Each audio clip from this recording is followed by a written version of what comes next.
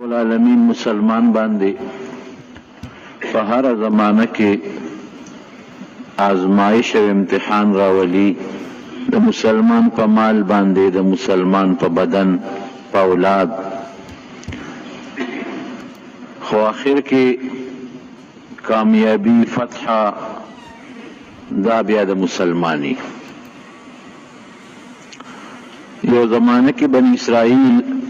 د موسی علیہ السلام د زمانه نه پس لږه غوندې سرکشي پکې پیدا شو د الله نافرمانی یو قوم په الله مسلط کې چې هغې ته عمالقه وایي هغې راغلل او په دې بني اسرائیلو باندې حملې وکړې او بني اسرائیل یې تقریبا ختم کړل دا د موسی علیہ السلام د وفات نه پس خبره ده د بنی اسرائیلو چې کوم عبادت خانې وي لکه زمونږ چې جوماتونه دي دیروان کړل مکمل یې وغورځول او د هغې کتاب و تورات کوم چې په موسی علیه السلام باندې نازل و د الله کتاب لکه زمونږ دپاره قرآن حکیم دی هغه تورات یې وسوځ او ختم یې کړ او چې څومره د هغې تورات نسخې وې د چا په کور کې وي که په عبادت خانو کې وي که بازارونو کې وي هغه یې راایستلې او سوځولې به یې د مین تورات ختم کړ او چې کوم د بني اسرائیلو مشرانو که هغه د مذهب مشرانو او که هغه د سیاست او د قوم مشرانو یې ټول مړه کړل د بني اسرائیلو ډلې یې ختمې کړې ځای په ځای وتښتېدل او ملکونه یې وله تس نس کړل پیسې یې ترې واخېستې ښځې یې ترې بوتلې ماشومان بچي بوتلل هغې غلامان کړل ښځې ځان له وینځې کړې او بوډاګان یې پرېښودل او چې کوم د جنګ ځوانانو هغه ټول مړه کړل ټول طاقت د بني اسرائیلو د عمالقو د لاسه تس نس شو یو غټه ابتلا پرې راله کافر که په دې دنیا د الله نافرمانی کوي نو د هغې دپاره خو هم اخرت عذاب دی جهنم دی او مسلمان که دلته بدعمله شي او نافرمانی شروع کړي نو الله وله عذاب ورکوي الله دې بني اسرائیلو له عذاب ورکړه او سخت خطرناک عذاب یې ورکړه پروردګار داسې کول چې د هغې کم علما او کم عبادت والا خلک وغه مړه شو مشران مړه شو خاندان نبوت چې د پیغمبرۍ کم خاندان و هغې کې یوه ښځه داسې پاتې شوه چې د هغې په ګېډه ماشوم او د پلار د مرګ نه پس د هغې نه یو ماشوم پیدا شو هغې له شمویل نوم کېښود ارورو لوېده لوېده پروردګار هغې شمویل له نبوت ورکړه پیغمبري ورکړه شمویل علیه السلام سناسو بنی اسرائیلو کې یو پوټې لږه غوندې سا پیدا شوه چې د الله تعالی په مونږ کې پیغمبر پیدا کړ او پیغمبر د دین تعلیم به کو خلکو ته به عبادت خو زور د تورات هغه جن او د تورات تعلیمات ورو بیا جمدي شو چې زمانه تیره شو نو بنی اسرائیل د یو ځای بل ځای نه راغون شو دوی خو منتشر شو یو قوم یو ځای اوسېده بل قوم بل ځای اوسېده بل قوم بل ځای اوسېده وتښتېدل تتر بتر شو عمالقو سخته سزا ورکړه بیت المقدس یې ورته ختم کروان یې کړ او دوی سره چې کوم تابوت و مسلمانانو سره یو غټ صندوق و د لرګي او په هغې کې د پخوا پیغمبرانو د آدم علیه السلام امسا و پکې د موسی علیه السلام تبرکات و پکې د ابراهیم علیه السلام تبرکات و پکې د تورات نسخه و پکې د ابراهیم علیه السلام صحیفې و پکې ایم ته یوړه ځان سره دا به بني اسرائیلو د جنګ په وخت کې استعمالو چې کله به چا سره جنګ و نو دا صندوق په ځان سره وړه د دې صندوق په برکت به الله فتح ورکوله ایم ته یو دا شمویل علیه السلام چې کله لوی شو الله نبوت او پیغمبري ورکړه د بني اسرائیلو بعضې مشران ورته راغون شو ورته یې ویل چې داسې کار دی چې دې عمالقو خو په موږ ډېر ظلم کړی ته لا پیدا هم نه وې ځکه دې خو د مور ګېډه کې او مونږ له ډېر سخت عذاب او سزا راکړې ده او زمونږ یې ډېره رسوایي کړې ده. ښځې رانه بوتلې، ماشومان یې بوتلل، اوس هم هغې سره وینځي غلامان دي. ځوانان یې راله مړه کړل، مشران د قوم او د مذهب هر څه ختم کړل. نو ته مهرباني وکړه مونږ له یو مشر جوړ کا، یو بادشاه راله مقرر کړه، یو مشر جوړ کا چې مونږ ټول په هغه متفق شو، راجمع شو، د عمالقو سره جهاد وکړو، د دوی نه خپل بدل وایو. حضرت شمیل علیه السلام ته خو پته وه، ورته وی ګوره داسې به ونه کړی شي. لاول خو که ما دله بادشاه جوړ کړو او به یې نه منې، او که ویم منې نو ما ته تاسو معلوم یې جهاد نه شئ کولی. وی نه که نه، وی ګوره ما ته پته ده. حضرت موسی علیه السلام چې زمونږ مشر و پیغمبر و،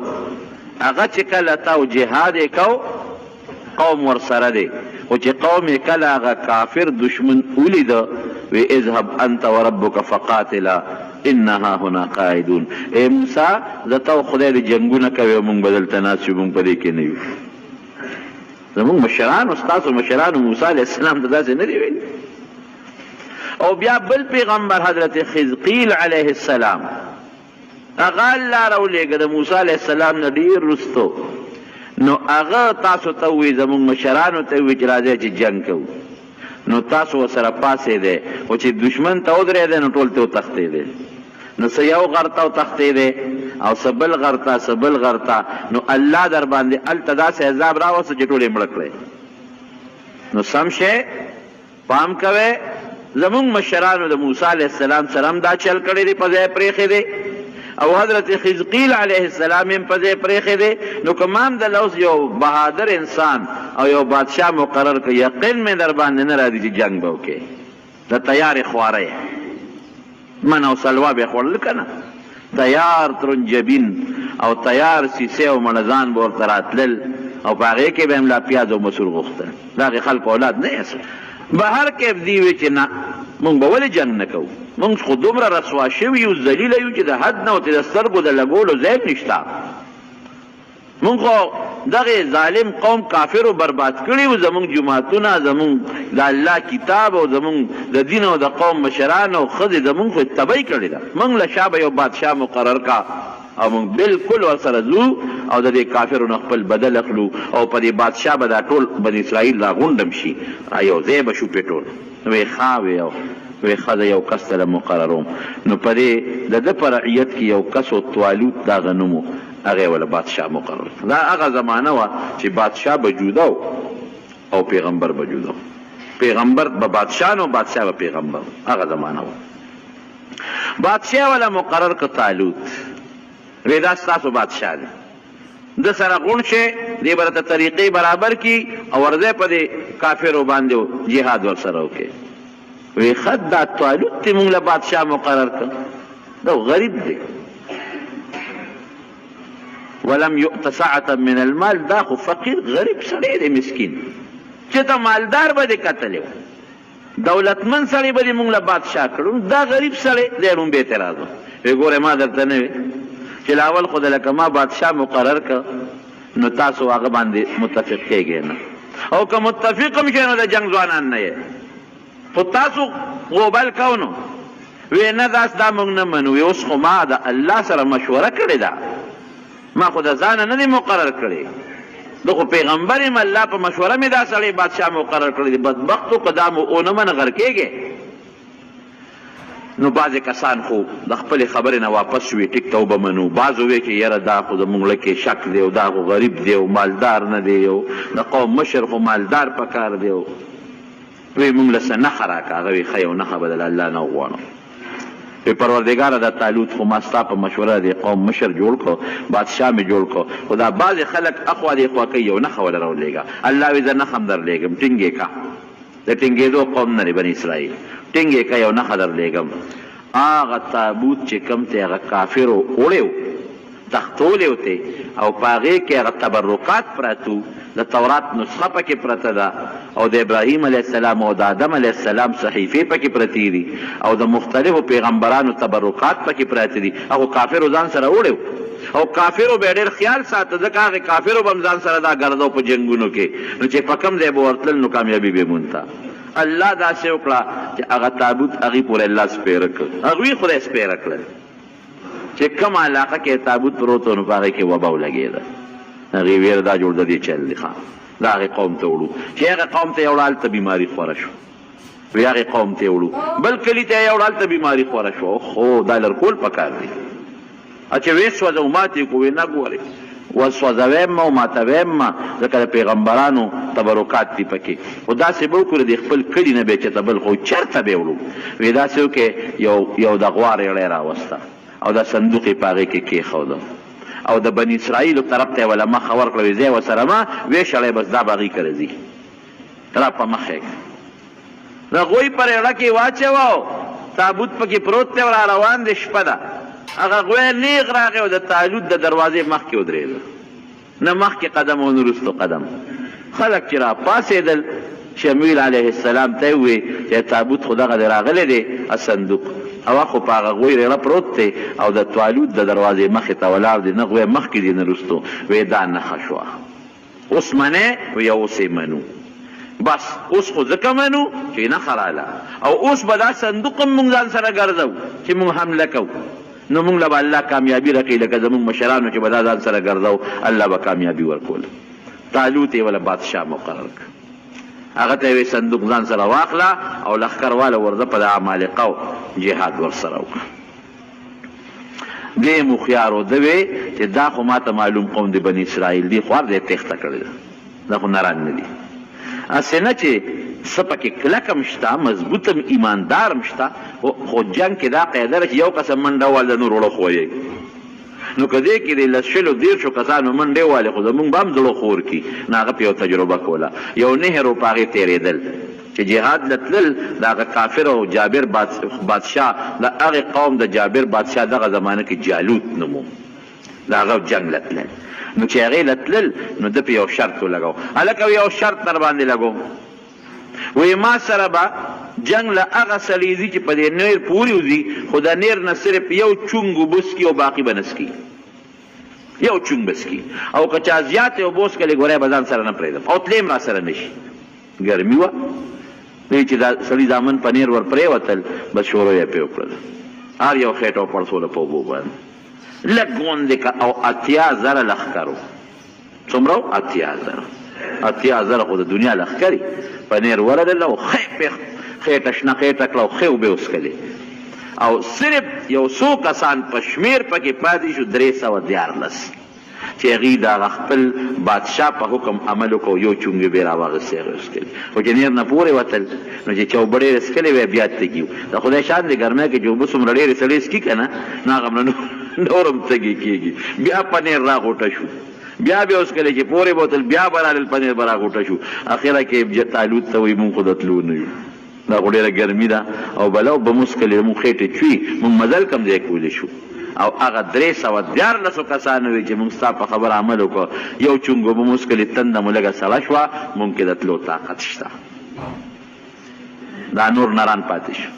314 ځان سره نبی علیه السلام فرمایي بخاري شریف کې حدیث د بدریینو متعلق وی زمونږ شمیر د بدر د صحابو د طالوت د لښکر برابر دی د طالوت د لښکر شمیر هم 314 او دا هم 314 چې مخکې لاړل دي خو شنه خېټه پرېوتل مونږ د کار نه یو صاحب خېټې هم پړسېدلي دي دا د جنګ ورځې نه دي دا ګرمي ده او تاسو وی بدبختو ځو جهاد نه 314 څه وایي هغې دعا کوي ربنا افرغ علینا صبرا وثبت اقدامنا وانصرنا على القوم الكافرين یا الله مونږ له استقامت راکړي که مونږ ته هر څومره تکلیف پېښېږي خو چې مونږ صبر راکې پیدا شي استقامت خپې هم کلکې کې چې ونه تښتو او الله د کافرو مقابله کې امداد به هم ته کړي څومره مزیداره دعا ده امداد به هم ته کړي او بیا د خپل طالوت ته وایي مه خفه کېږه کم من فئة قلیلة غلبت فئة کثیرة بإذن الله اذا الله امداد وی کنه نو کله وړه ډله هم په لویه ډله باندې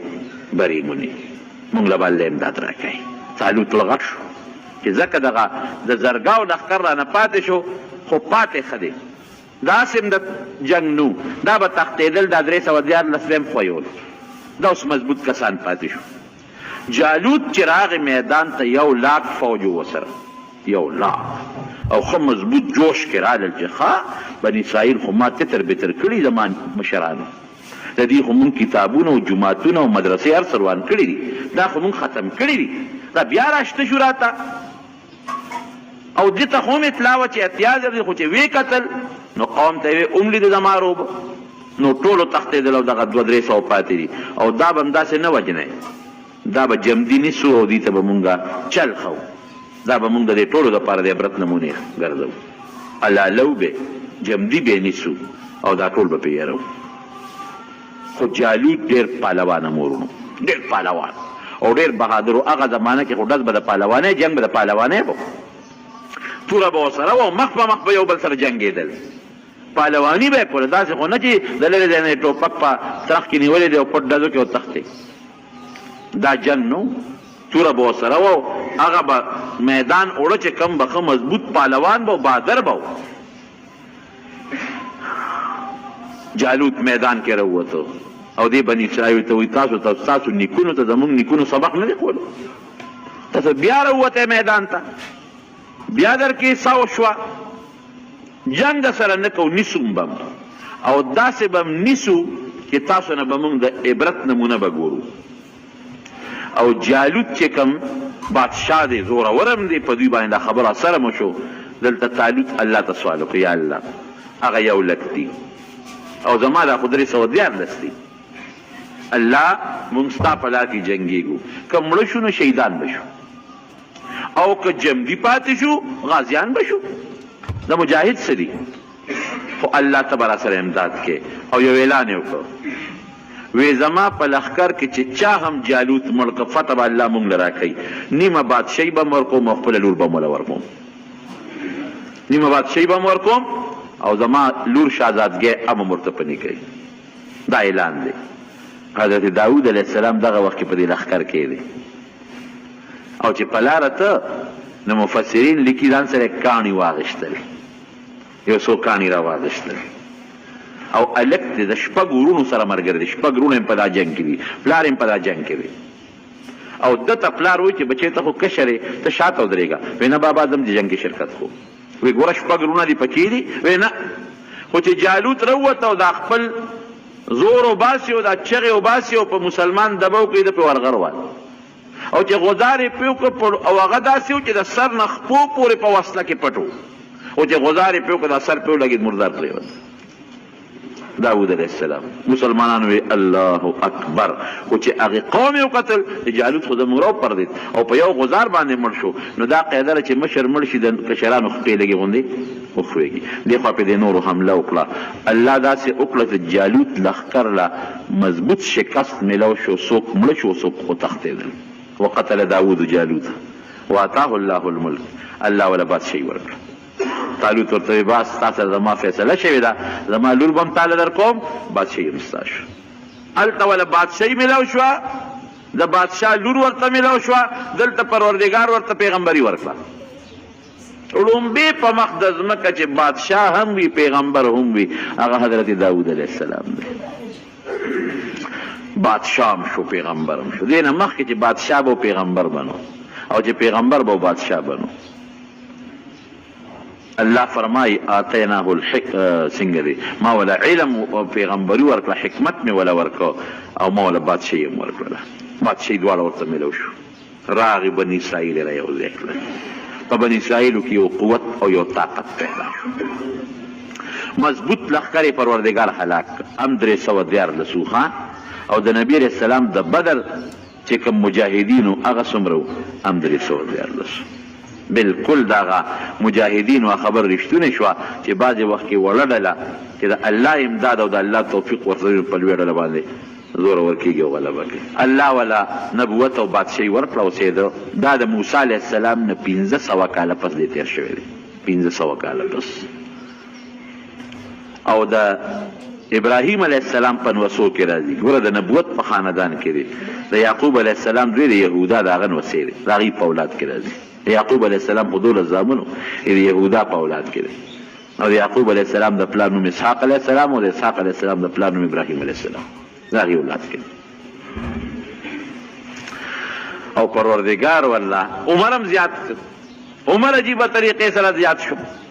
ګوره بادشاہي میلاو شو، پیغمبري میلاو شو. عمر یې لږ د 80 کاله د الله په علم کې په فیصله کې. حدیث پاک کې راځي چې د آدم علیه السلام د دې شانه الله تعالی کله د هغه بچي راویستل، مخامخ یې ورته داسې ودرو، د دې سرو میږو په اندازه پوټیني پوټیني شکل یې ګوره د انسان و، خو په مقدار کې د دې سرو میږو واړه واړه مخامخ یې ورته ودرولو. نو آدم علیه السلام دې تپوس کوي، وی من رب دا څوک دي؟ من هؤلاء پروردګار وی دا ستا بچي دي تر قیامته پورې چې به پیدا کړي. نو په هغې کې د بعضو د تندو نه رڼاګانې ختې، روشنایانې وي، پړقې دي. وی الله دا پکې څوک دي؟ وی دا پیغمبران دي که نه ستا په دې اولاد کې. د یو کس د تندي نه پکې ډېره لویه رڼا خته، داسې ډېر چمک وه او ډېره برېښنا کوله. وی الله وی په دې پیغمبرانو کې د یو کس د تندي نه خو ډېره لویه رڼا خېږي، دا څوک دی؟ وی هذا ابنک داود، ستا نوسیر داود علیه السلام. نو د خوښ شو په هغه ځای. نو تپوس ترې کوي، وی الله عمر دې وله څونه مقرر کړی دی؟ څونه عمر دې وله یې ښودی دی؟ وی 80 کاله. نو چې آدم علیه السلام خپل عمر ته وکتل چې زما خو 100 کاله دی، او ده ته یې وکتل چې دا خو 80 خو ډېر معمولي پوټې غوندې شی دی. وی الله عمر ولا زیات کا، 80 کاله ډېر کم دی، خشته ښکلې پړقېږي چمک وي، ولا زیات کا. وی نه ما چې چاله څومره عمر مقرر کړی دی هغه به یې د هغې نه پوټې زیاتوب ونه کوم. دا د الله فیصله ده چې څه مې مقرر کړی دی هغه عمر به وي، نه پوټې زیاتوب ونه کوم. نو حضرت آدم علیه السلام خپل عمر ډېر وی الله که زه وله د خپل عمر نه لږ غوندې ورکړم. وی انت وذاک دا ستا د خبر نه که ورکې ورکوله، خو ګوره یاد وساته که د خپل عمر نه دې وله عمر ورکړه نو ستا به کمیږي. ما چې کومه فیصله کړې ده همغه به لکه یو سړی جومات ته 1000 روپۍ راوړي او دا په دې 3 کسانو تقسیم کا، او یو کس وي چې د یو له پکې زیاتې ورکړه، ابو وروره ما هم دقه 1000 دي، اوس که ته زیاتې ورکړې خپل حصه وله ورکړه. الله وی زما د عمر فیصله هم حقه ده، که ته وله زیاته ورکړې نو آدم علیه السلام ګورې ستا د عمر نه به کمیږي، خوښه دې خپله ده. وی رب زده من عمري 40 سنة، هغه خو د عمر شروع هم نه دی که نه، د کله خو په جنت کې د دنیا ته خو راغلی هم نه دی، او زر کله خو هغه ته ډېر لوی شیخ ښکاري. نو بس هغه وی زما د عمر نه 40 وله ورکړه پروردګار، 40 کاله عمر. حدیث پاک کې راځي نبی کریم صلی الله علیه وسلم فرمایي چې آدم علیه السلام کله دنیا ته راغی او الله خو ورته ویلي چې عمر به 10 کاله 40 کاله پاتې شو، ملک الموت وله راغی. وی ستا ټیم پوره دی؟ و ټیم کوم ځای پوره دی؟ شمېر دې کړی دی یو که نه؟ الله را لېږلی منو، الله به شمېر کړي. وی داسې کار دی چې زما عمر کې اوس هم 40 کاله پاتې دي. ما ته الله 1000 ویلي، 40 کاله مې عمر پاتې دی، ما یو ورځ شمېرلې ده. ملک الموت الله ته رجوع کړه چې الله خو داسې وایي، ورته یاد کړه چې ستا 1000 و خو 40 داود علیه السلام له ورکړی دی. چې راغی وی ولې تا خپل نوسي ده داود علیه السلام له 40 کاله نه دي ورکړی؟ وی نه ما نه دي ورکړي، نسیه وجحه ده، ایري ویر د هغې زمانې د هغې دغه دار داسې مثال دی د هغې علاقې لکه سړی چې خوب ویني. بعض انسان ته خپل خوب یادي او بعض انسان ته خوب یاد نه یېري. نو اخو د بلې دنیا معاملې وي، نو آدم علیه السلام ته یاده نه وه دا خبره. قرآن کې الله په خپله وایي وی یېرې مو او انکار یې وکړو. نو د اولاد نه یم وي ځکه خبره یېرېږي او انکار هم کوي. یره په انسان غالبه ده که نه، او زر انکار وکړي. وی ما خو نه دي ورکړی؟ وی تا ورکړي دي چې کوم وخت کې هغه میثاق او وعده و د شانه مې دله بچي راوویستل، تا دله 40 کاله ورکړي دي. اوس قصه دې خلاصه ده. نو آدم علیه السلام ته 1 سکنډ صبر ونه شو، 40 کم 1000 کاله باندې د هغه نه ساه لاړه. او د داود علیه السلام عمر څومره شو؟ پوره 100 کاله، 80 خپل او 40 خپله ده. نو داود علیه السلام ته څو څیزونه میلاو شو؟ نو 3 بادشاهي میلاو شوه د بادرۍ د وجې نه، مفتو کې نه، بادري وکړو، یو لوی کافر یې مردار کړ، او د هغې په مقابله کې رب العالمین ورته پیغمبري ورکړه. او د آدم علیه السلام د عمر نه هغه وله د خپل عمر نه مخکې نه 40 کاله سنبالې ښودو چې دا ده. او پروردګار ورسره یو احسان بله م وکړو، یو کتاب یې نازل کړه زبور. تورات خو و ګډوډ شوی و، نو نوی کتاب الله دې له راولېږه زبور، او ده به یې صاحب تلاوت کو، او داسې تلاوت به ده زبور کو ناشنا تلاوت د نبی علیہ السلام په صحابو کې او صحابي دی ابو موسی اشعری رضی الله عنه دا غیر خشتاوه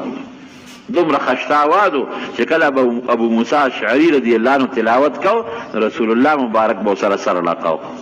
اے ابو موسی وی داسې خشتا مزیدار आवाज الله درکړی دی لکه داوود علیه السلام आवाज چې څنګه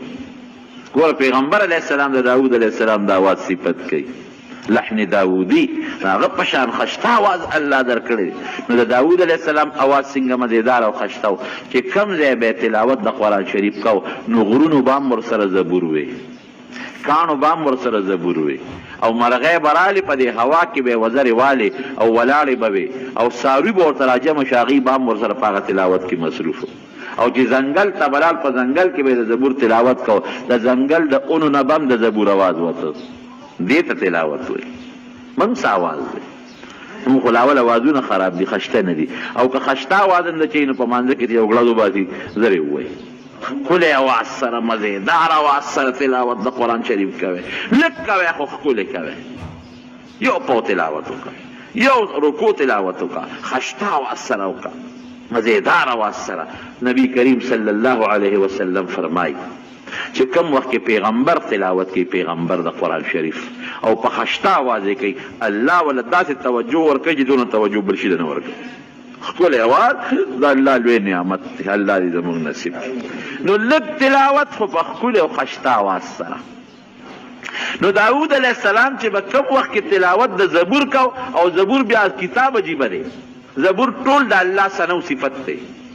هغې کې احکام نشته احکامات ټول تورات دي تورات په احکامو به عمل کوو زبور کې ټول د الله ثنا او صفت نو چې د بله زبور تلاوت شروع کړو نو مارغانو حیواناتو او سیبه د کاڼو د بوټو دی به ورسره بنګار کوو لکه یو سړی تلاوت کوي که نه او هغه تلاوت یې چا له خوند ورکړي نو هغه هم خوړه کې رو رو پټ پټ ورسره لګي یا بشیرجان کله نعت وایي که نه او چا له خوند ورکړي نو هغې ورسره هغه کلی رو رو په قلار قدیم کله وایي لکه وایه را سره که نه نو هغه لا ښه خوند شروع کړي دا خدای والی شوم دی مونږ ته نه وایي نعتونه بهر کې هغه د داسې خشته آواز الله ورکړو او الله ولا طاقت څنګه ورکړو نبی علیه السلام په خپله فرمایي حدیث کې راځي څه منګړت قصه نه ده چې نوکرانو ته به حکم وکړو چې دا زین دا ته اس راته بار کې نو چې هغې به هغه اس باندې کته اچوله او زین به یې پې برابرو نو ده به تورات د زبور ختم کړی بیا دومره ساعت کې شاه اسماعیل شهید رحمت الله علیه چې دی هغه به په 6 غنټې کې قرآن شریف ختمو 6 غنټې نو صاحب د هندوستان او د علاقې علماو او قاریان وایي دا چېرته کیدی شي 6 غنټې کې نبي علیه السلام خو فرمایي 3 ورځو نه مخکې به ختم نه کړي 6 غنټې کې یې څنګه ختمې هغه د هغې قرآن شریف ځان سره لاس کې ونیو او د مازدیګر لمونځ چې وشو نو ده شروع وکړله الحمدلله شروع وکړه الحمدلله رب العالمین د ماښام بانګ یې نو ویلې چې ورناست یې قرآن شریف ورځ هغې ورته او د قرت د اصولو مطابق د قاریانو علما ورته ناست دي هغې ورته ویې ته یې ویلې چې دا ستا کرامت دی نور چاته د اجازت نشته نو د داود علیه السلام خو پیغمبر و د هغه خو دا معجزه وه معجزه ویلې ده چې د عقل نه بار کار به پې د پیغمبر نه صادرېږي نو چې هغې به ورته په اس باندې کت او زین برابرو او دی به ورته ختم نو تورات زبور به ختم کړی دی د اواز خشته والی عبادت به یې څنګه کوو نو چې نبي علیه السلام د کوم عبادت صفت وکړي نو هغه د صفت قابل یې که نه نبي علیه السلام فرمایي ویله داود علیه السلام مونځ ډېر مزېدار ډېر اعلی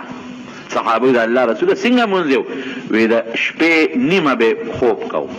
لومبې نیمه حصه لکه 6 غنټې شپه شوه مثلا 6 غنټې نو 3 غنټې خوب 2 غنټې به پاسې د الله عبادت به وکړو نو بیا اخیری غنټه به بیا خوب کوو چې سهار دپاره دمه شي 3 حصه به د شپې عبادت او د کور خاوندانو باندې به څنګه عبادت کوو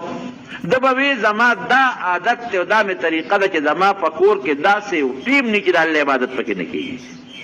نو خلکو باندې نمبر یې ښودی بچې ته به د سهار نه د 10 بجو پورې د سبا نه عبادت کې بیا به ته نه کې دا بل به کوي بیا به ته نه کې بیبي به کوي بیا به هغه نه کوي لور به کوي یعنې 24 غنټې 24 غنټې به د په کور کې د الله عبادت کېده چې زما په کور کې داسې وخت تېر نه شي چې د الله عبادت پکې نه کېږي او روژه به یې څنګه روژه نیوله نو ګوره رسول الله مبارکی صفت کوي. نبی علیہ السلام فرمایي بهتره روجې د داود علیہ السلام روجې وي. یو ورځ به یې روجه وه، بله ورځ به یې کوجه وه، بیا یو ورځ روجه او بله ورځ کوجه. دا غوره دي. سړی پې تنګېږي هم نه ډېرې روجې. نو چې رسول الله صلی الله علیه وسلم د کوم روجو د کوم منځ صفت کې خو هغه قابل دی چې صحابه به نبي علیه السلام نه تپوس وکړه د الله رسوله مونږ څنګه تهجد وکړو؟ د داود علیه السلام طریقه دغسې کوئ. او صاحب روجه څنګه ونیسو؟ صحابي به زه خو ډېرې نیوی شم. وی د داود علیه السلام د روجو نه بهترې روجې نورې نشته. یو ورځ روجه او یو ورځ کول. نو پیغمبري میلاو شوه، بادشاهي میلاو شوه، زبور میلاو شو، ښکلی اواز ورته میلاو شو، عبادت به یې کو او ورځې به یې تقسیم کړې وي. یو ورځ به یې د الله عبادت کوي، دا مې د خدای ده، دې کې د بل چا کار نشته. بادشاه هم خو دا مې د الله ده. یو ورځ به د خپلو بچو سره وخت تېراو چې دا مې د ما د بچو تربیت وکړم، بچي برابر کړم، د بچو اخلاق ټیک شي او د بچو سره چې سړی ناست وي نو خوند هم کوي. او یو ورځ به جناب د رعیت لپاره ورکوله چې تاسو راځئ چې د چا څه قسمه کاري راځي دي په دغه ورځ به دغه کار کوم. دا به یې تقسیم کړو. الله ورسره یو احسان بل وکړو، د زغرو د جوړولو چل یې ورته وښو. قرآن کې الله فرمایي وَأَلَنَّا لَهُ الْحَدِيدَ. اوسپنه. نو اوسپنه چې سړی لوور لواري کوي خو په اور کې ږدي او څټک وله رابروي او پلکونه وله رابروي. نه، لوور نو چې دا پلکونه دی وایي. الله ورته اوسپنه داسې نرمه کړې وه چې په لاس به یې تاوله راتاوه، کلکه اوسپنه ګوتو کې به یې نیوله او تاوله به، او چې څومره به یې نری کوله نری کېده به. نو زغرې به یې جوړولو. زغره په تاسو په دې جیبګرو کې به کتلې وي د اوسپنې کړۍ جوړې کړې وي، هغه په جنګ کې استعمالي، ځان ته یې واچي چې توره پې اثر نه کوي. نو هغه زمانه کې لواري زغرې به وي، هغه به درنې هم وي، خلک به ورسره ګرځېدي هم نه شو. ده به ښه مزېداره اعلی زغرې جوړولې او مزیداری طریقې سره نری اوسپنه او نرمولې به ابې خرڅولې. دې دپاره به یې دا کار کو چې زه د بیت المال باندې بوج نه شم او د خپل لاس ګټه وخورم. بیت المال مال به یې نه خوړ، د خپل لاس په ګټه به یې خپله ګزاره کوله. لکه حضرت ابوبکر صدیق رضی الله عنه چې کله خلیفه شو د به کپړه خرڅوله. نو تانونه یې په اوږه بازار کې روان و، خدای مون بخښه کپړه خرڅوم، تجارت یې کو. حضرت عمر فاروق رضی الله عنه ورغې مټې ونیو، ابوبکر څه کوې؟ وی دا کپړه بازار کې خرڅوم. وی د مسلمانانو کار به څوک کوي چې ته دا کپړه یې خرڅې؟ نو وی زما بچي به څه خوري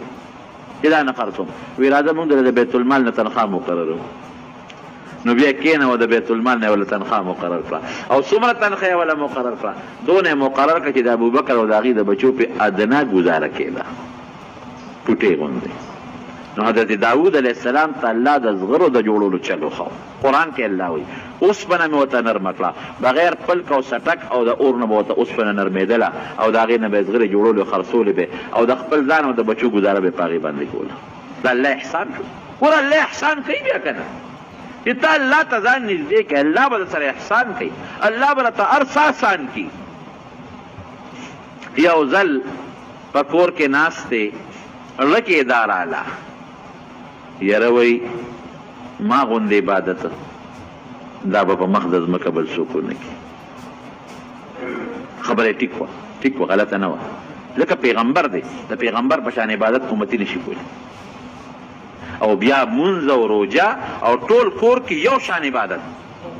خو الله ته د دا خبره خوښه نه شو. بعضې وخت کې یو خبره ګناه ني خو د پیغمبر د پیغمبرۍ د شان سره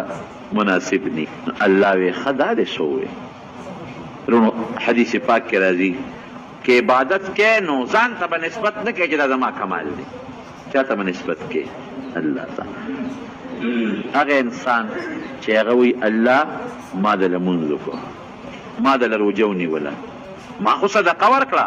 ما زکات ورکړه، ما حج وکړو، الله ورته څه وایي ماله تا څه کړي دي؟ دا خو مال ما درکړه نو ځکه تا صدقه ورکړه که ما مال درکړه ځکه دې حج وکړه، تا پکې څه دي؟ او که ته مونځ کې او روجې نیسې نو ما دله خپل اندامونه درکړي، سترګې مې درکړي، پوزه مې درکړه، غوږونه مې درکړل، لاس پې مې درکړل او عقل او دماغ مې درکړل. که ته ما لیونۍ پیدا کړې وي او په لاس او پښو مې ګوټ شل پیدا کړی وي ستا پلار به مونځ کړی، تا مونځ کولی شو، تا روجه نیولې شوه، خو زما امداد او دا حقیقت دی رونه خو دا خو د الله امداد دی چې په اندامونو روغ په عقل روغ نو زما عبادت کې نو ساوی چې ما عبادت وکړو الله په دې خفه کېږي. او چې کوم انسان داسې ووایي یا الله ما خو یې صدقه نه راکړې دا مال خو تا راکړی دی، زما څه مونځ دی زر زر مې وکړو زما سروجه ده ما که حج کو خو تا مال لا کړی دی دا خو زما کمال نه دی الله ورته څه وایي بنده وي دا څه تا کړي دا خو تا کړي لاس پې تاوله کول پیسې تا راواغېستې د حج نیت خو تا وکړه بنده را تا کړي دي ګوره ده په عاجزۍ الله خوشحاله شو د هغه بل په معمولي لویه باندې الله خفه کېږي الله چې خوشحالی په څه به خوشحالی په عاجزۍ او چې خفه کېې نو کبر کوه په دې به خفه کېږي نو داود علیه السلام کبر نه دی کړی حقیقت خبره یې وکړه پیغمبر دی د پیغمبر په شان عبادت بل څوک نشي کولی الله ته خوښه نه شو کوم ورځ چې د ده د عبادت و کور کې ولاړ دی په عبادت په دغه ورځ به ده فیصله کړې وه دروازه به یې بنده کړې وه جرنده به وه د قلا دروازه او په هغې به پولیس ولاړ و د هغه زمانې چې کوم پولیس یا فوج و چې څوک به ما ته نه پرېږدي هېڅ څوک به نه راځي ولې ما د خلکو دپاره جدا ورځ مقرر کړې ده او کور بیبیانو ته به تاسو هلته عبادت کوئ چې زما عبادت کې هېڅ قسمه خلل لا نه شي اوس دی لګیا دی خپل عبادت کې 2 کسه ورته ورواړېدل 2 کسه ورغلل خصمان قرآن کې الله وایي څنګه دی ورپسې تصورا فی المحراب دی کې څنګه دی یې شو ورواړېدل چې ورواړېدل داود علیه السلام اوس او جګړه چې چا په منځ کې جګړې نو شور هم کوي او یو بل ته وایي په ما ظلم کوې بل وایي نه ظلم نه کوم شور جوړ شو داود علیه السلام په منځه کې وایي چې دا څوک رالل غله رالل ډاکوان دي ته په کومه رالل دروازه خو بنده ده ته په کومه رالل او دا شور د سره بس هغه مونځ هر څه مختصر کړل په دې باندې پرېښودي ته ویې وړه څوک یې او پریشان هم شو چې ګیر چاپېره د قلا نه خو زما فوج پولیس ولاړ دروازې بندې دا په کومه راغله او دا څه شور یې جوړ کړ هغې ورته وې یېرېږه داود علیه السلام یېرېږه مونږ 2 کسان یو بل سره جګړه ده تا له هم فیصله راوړی چې مونږ له فیصله وکړو فیصله راله په کومه رالی یاره ستا هغه فوج پولیس نه پرېښود په دیوال راوړي خدای پاکه تا نصیب خلک دی په دیوال راوړېدل وایي څه فیصله م راوړې ده یو ورته وایي د ده یو کم 100 ګړې چیلې دي زما یوه ده دې ما ته وایي چې دا یوه ماله راکړه چې د ما 100 شي دا ظلم کوي که نه کوي نو ما ته ظلم کوي او سروره په خبره کې هم زورور دی ما ته چې په یو به ته څه کې او دما خو یو کم 100 دي دما شمېر به پې پوره شي او چې بار خلکو له ځینو خلک هم دده مرسته کوي او دا قاعده هم د نن سبا زورور ده د دې خلکو خلک ملګري وي د غریب خبره دوم چاته و زورور دی خبره ده خلک چې چاته ور مخامخ کېږي وي ورکوله که نه خو یو چې دی څه څه کوې خو چې بل چاله ورځو دا د په فلانکي پیسه نه کړو هغه مو یو کن دا خو رښتیا وایي یو چیلی ده څه پکې ورې کدل تاله راځو د خدای پیغمبر یې که مونږ فیصله وکړو داود علیه السلام پوه شو چې او دا خو انسانان نه دي دا خو فرشتې دي په دیوال د پاسه انسان کوم ځای راوړېدی شي ما نه غلطي شوې ده ما وی چې د ما په شان عبادت څوک نه شي کولی الله دا دې پوه کړم چې دا څومره ټایم دې ضایع شو بېکار بې ځایه غوندې مسله درله راغله بعضې مفسرینو یو بله خبره لیکلې ده خو ټیک نه ده ټیک نه ده ویله ده یو کم 100 بیبیانې وي وینځې وي او یو بل یو کس هغه سره یو وینځه وه نو داود علیه السلام هغه ته وایي چې دا یو ماله راکړه نو الله ورته دا فیصله راولېږله نو هغې وی چې دا یوه چیلی چې ده دا دله ورکړه دا ظلم او دا خو زیاتې دی دا خو هغه هم زیاتې دی چې هغه نه هغه یوه وینځه غواړه خو دا خبره خطا ده ښه دا ټیک نه ده د پیغمبر په شان کې دا خبره ګستاخي ده او نه پیغمبر داسې کولی شي فخر راکعا وانام بس پوه شو چې دا خو الله په ما ازمایش وکړو په مې امتحان وکړو بلا وخت مې دا د عبادت نه ضایع شو دا خو که زه ځان له عبادت کوم خو د الله توفیق دی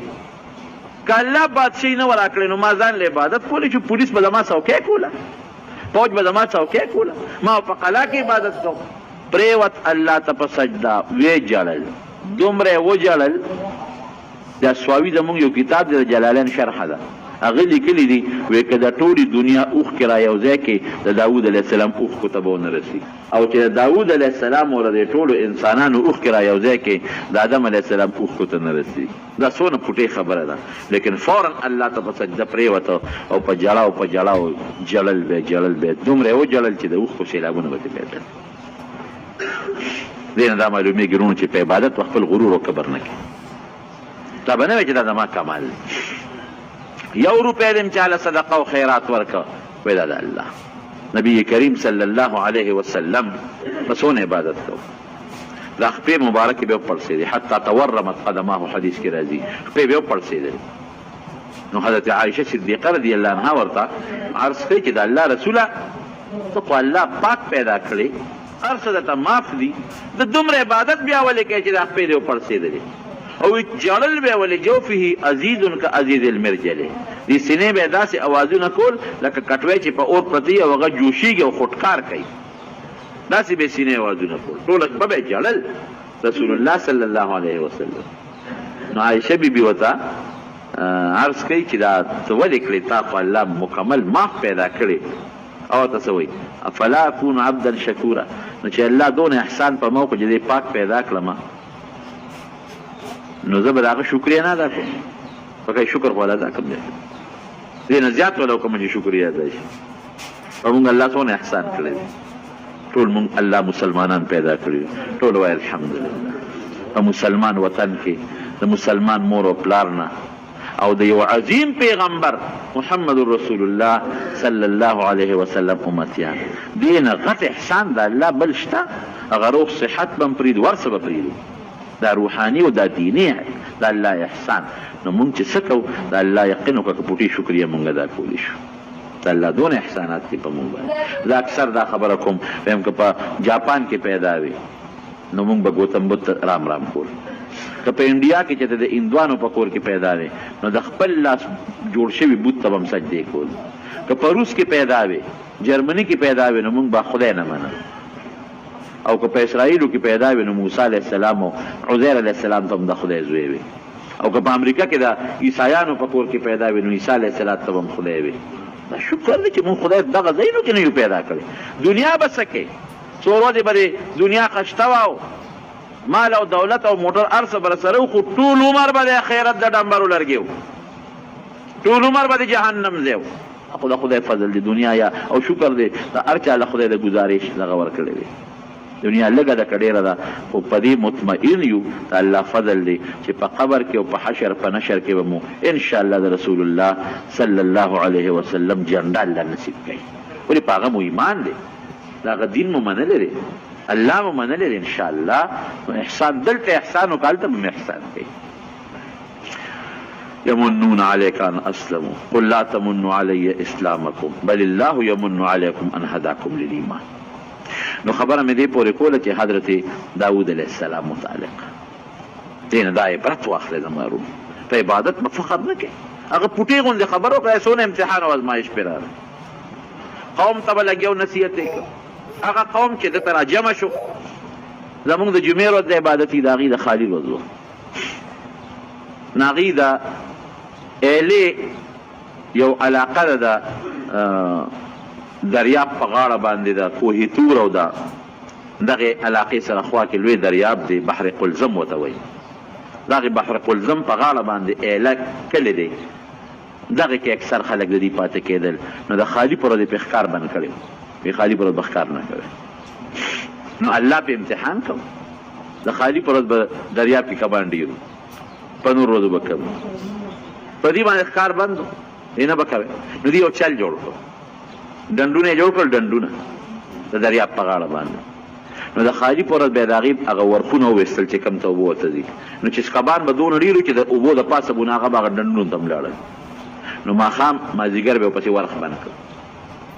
نو سار به پرې رالل نو کبان به یې ترې راوویستل ګوره چلونه یې جوړو او جال به یې راوړه جال نو د خالي په ورځ به یې جالونه په دریاب کې وغورځول نو په دغه ورځ به یې په کبان نه رایستل نو جال خو چې دې ور وغورځول نو کبان پکې بند شي که نه د اتوار په ورځ به راغل نو هغه جال به یې راوویست داود علیه السلام دوی دا ظلم مه کوئ دوی نه دا خو مونږ د خالي پر ګوره دلیل پیغمبر سره دلیل بعضې وخت اوس مونږ سره هم خلک دلایل شروع مونږ ته د قرآن حکم چې دا د الله د کتاب حکم دی دا د پیغمبر حکم دی صاحب دلایل به سره شروع نه نه که نه عقل مې دا وایي زه خو دا وایم عقل مې دا وایي دا خدای نیکبخته د قرآن په مقابله کې ستا په دماغو کې خو سوټې پرتې دي د قرآن مقابله کې د پیغمبر د وینا مقابله کې د انسان عقل څه شی دی نو هغې داود علیه السلام سره باسونه شروع کړل چې نه نه خو الله په موږ ښکار منې کړی د خالي خو موږ ښکار نه کړو موږ خو د اتوار په ورځ کبان لرو اوس پیغمبر ته وایي چې دا ګناه ده مه یې کوئ قوم څلور ځایه شو یو قوم به ښکار کړو بل قوم به نهی عن المنکر کوله امر بالمعروف چې دا به نه کوي بل قوم څه زمانه خو دوی منې کول خو بس هغوی پوه شو چې دا بدبختیان نه مني بس هغوی هم غلي پاتې شو او بل قوم ته به داود علیه السلام چې نصیحت ورته کوي هغوی وي زمونږ خپل عبادت کوو که مني دی او که نه مني نه دی مني په چې خوند دی ونه کړو نو پروردګار ته بیزوګان او شادوګان هغه چې کم په غدش خاموش پاتې و هغې نه هم الله بیزوګان شادوګان جوړ چې بیزوګان شادوګان دا لږ دریاب طرف ته نور ته ځان له شو داود علیه السلام یې نور ته وخواچېتی په دې به د الله عذاب هر کله چې راځي چې سار راغلل ویې کتل نو ټول د بیزوګانو شادوګانو په شکلونو باندې و او سرونه به یې خوځول او اوښکې به ترې بهېدې د هغوی خو د وطن خلک و اواز به که فلان کي نو سر به یې خوځو اوښکې به ترې بهېدې اووه ورځې جمدي اووه ورځې پس الله مردار کړه بعضې خلک وي دا بیزوګان شادوګان د داود علیه السلام د هغې قوم اولاد داسې نه ده ښه کم قوم چې مسخه شي هغه د اووه ورځو نه زیات نه پایي د دې بیزوګانو شادوګانو په شکل الله هغوی مسخ کړي لوی عبرت دی په دې کې زما وروڼو لوی عبرت یو به په لږ طاقت باندې ځان کمزوري نه ګڼي لکه څنګه چې د طالوت د خپل قوم سره پاسېد الله وله بری ورکړي کبر به نه کوي لویي به نه کوي او د پیغمبر مخالفت هم نه کوي حدیث پاک کې راځي پرون زمونږ حدیث سیر شو په ترمذي کې چې په آخره زمانه کې به درې عذابونه راځي درې یو به ځمکه شلیږي او خلک به پرې ننوځي او الله مونږ ته تېر کال خوله په دغه کشمیر او په دغه بالاکوټ او په دغه علاقو که داسې زلزله بله راله او ځمکه وشلېده نو څومره کلي به څومره زرګونه خلک پکې لاړو او بل به شکلونه مسخه کېږي دا به هم راځي الله دې مونږ ترې وساتي او دریم عذاب به دی چې د بره نه به پرې د کاڼو د اوسپنو باران کېږي دا عذاب هم راغلی دی دا بمونه او دا میزایل څه شی دی دا اوسپنې دي که نه د هغې باران کېږي که نه نو دا یو خو لږ لږ وښودلی شو په مونږ ته په دې بالاکوټ او په دغه علاقو کې اسلام آباد کې وښودلی شو نمونه وښودلی شو او دا د اوسپنو باران هم در باندې کېږي په دې امت باندې لږ دی او بل غټ عذاب پاتې دی چې شکلونه به خدای خبر چې د خنزیر حدیث کې دا نشته چې په کوم شکل به بدلېږي مسخه لفظ راغلی دی چې د خنزیر په شکل به بدلېږي او که د خر په شکل به بدلېږي او که د بیزو په شکل او که د سپي په شکل پروردګار دې چې دا ور ډېر غلط طرف ته روان د مسلمان ګناه انتها ته رسېدلې ده زنانو کې دونه بې حیایي او دونه بې ستري عام شوې ده چې د هغې مثال نشته موبایل دونه عام دی چې هلکان جینکۍ ټول ورته ګپونه یو بل سره لګوي او ډیشونه او سیبه دا نور ګند او دا په کیبل یې ورشئ وګورئ پېښور ته اسلام آباد ته د خلکو په کې د خدای یره نشته عذاب به نه راځي په مسلمان د عذاب کار مونږ کوو مونږ الله غصه کړی دی الله دې مونږ د خپل قهر او غضب نه پامن کړي نه ملا زمونږ نه خیال دی خلاص دی نه جومات زمونږ نه خلاص شو نه مشر زمونږ نه خلاص شو نه تبلیغ والا خلاص شو نه بزرگ خلاص شو نه خانقاه خلاصه شو نه سپینګیري خلاص شو او نه کشر او نه زنانه زمونږ نه خلاص شو هر سړی ځان ته د ټولو نه لوی سړی وایي او بل ته ګازر مولی مو ته نه ښکاري خدای دې مو د خپل قهر او غضب نه رونه وساتي نو داود علیه السلام متعلق دا یو د عبرت خبره شو بیا غیرتی څومره مرګ ولا عجیبه مرګ راغی ده به دروازه بندوله چې کله به د کور نه بار ته چې زما زنانه د کوره بار ونه ځي او چابیانې به ده سره وي چې زه نه یم چې ما کله بل څوک رادننه نه شي یو ځل یې دروازه جرنده کړه او بار ووت چې بار ووته بیبي او بچی په خپل کور کې دي دې کې سړی ورغی کور ته هغې چغې جوړې کړې زنانه و چې دا پردې سړی څه کوي دا خو دروازه هم بنده ده او داود علیه السلام خو بار ته دی اوس خدای مکه هغه راننوځي بچی سړی پردې څه کوي په دیوال باندې خلک راوړېدل ګاونډیان او نور چې دا شور د سره وي پردې سړی ولاړ دی داود علیه السلام په منډه راغی دروازه یې په لوړ کړه چې راغی سړی په میدان وی ته څوک یې چې زما کور ته راغلی بې زما د اجازت نه وی زه هغه کس یم چې نه مې دیوال بندولی شي نه مې جرنده بندولی شي او نه مې د دنیا یو طاقت بندولی شي بس پوه شو وی مرحبا بملک الموت ملک الموت وی او وی مرحبا دی وی هر کلی دی وی ستا ټیم پوره دی سملاستو روح ته واغشته والله له او بلکې یو روایت کې راځي چې په سجده په عبادت باندې پرېوته روح ته اوچت کو بیا ویل زمارونو لوی نه لوی سړی که بادشاه وي بادشاهي یې څونه وه داسې نه چې د پاکستان بادشاه هغه مصر فلسطین عمان بحرین دا علاقه راونیسه چې نن سبا ته ورته ابوظهبي او دا علاقې وې دا راونیسه تر د عراقه پورې او د ایرانه پورې د دې علاقې بادشاه حضرت داود علیه السلام. نو خبره مې دې پورې کوله که لوی نه لوی سړی وي مرګ نه نشي بچ کېدی. په خپل عبادت به غرور نه کوې، که عبادت هم کوې نو وایه دا د الله تعالی فضل او د الله تعالی کرم. د پیغمبر د حکم عقلي دلیل به نه وی نه دا خو داسې او داسې بس چې څه د الله د کتاب او د پیغمبر د حدیثو حکم دی ابه منې ګنې بیدو شادو به درله جوړه شي. او په خپل طاقت به بروسه نه کوې، الله نه به سوال کوې نو که لږه ډله مي لږه ډله یې پروردګار ورله په څومره مضبوطه بادشاه باندې او په څومره لوی طاقت باندې غلبه ورکړل او د الله امداد به رسره وي. وکړه چې الله تعالی په موږ رحم وکړي. یا الله موږ د هر قسمه آفات و بلیات و مشکلات و غمونو مصیبتونو نه په امن کې وساتي. خدای د خپل قهر نه وساتي، الله د خپل غضب نه وساتي، خدای د مصیبتونو آفتونو نه وساتي. یا خدای ټول امت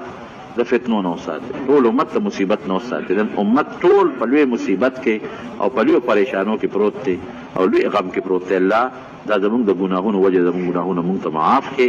او دا امت د نبي علیه السلام مبارک او خدای دا مسلمانان د دغه مصیبتونو نه په امن کې وساتي. خدای مریضانو له شفا ورکړي، قرضداران د قرض نه خلاص کړي، زمونږ د خپل ذات او د خپل حبیب سره مینه پیدا کړي او الله تعالی د مصیبتونو د خسپونو د مسخې د زلزلو د دنیا او د آخر د عذابونو نه په امن کې وساتي. د نبی کریم صلی الله علیه وسلم تابعداري نصیب کړي او د هغې د جنډې لاندې مهنت ته بوتلی کړي. العالمین مسلمان